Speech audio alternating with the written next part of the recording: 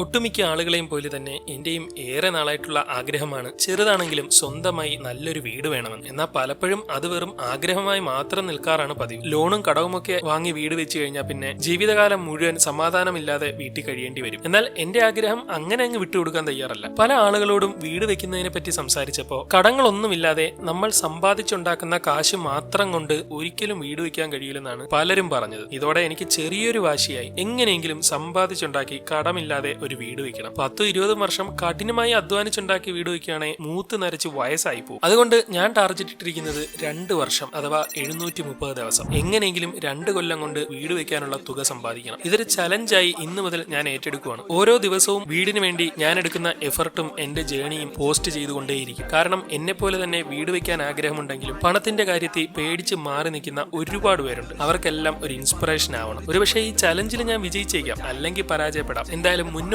വെച്ച കാലം മുന്നോട്ട് തന്നെ. ഒരുപക്ഷെ പരാജയപ്പെട്ടാലും എന്തെങ്കിലുമൊക്കെ ഇതിൽ നിന്ന് എനിക്കും എന്റെ ഈ ജേർണി കാണുന്നവർക്കും പഠിക്കാൻ ഉണ്ടാവുമെന്ന് ഉറപ്പാണ്.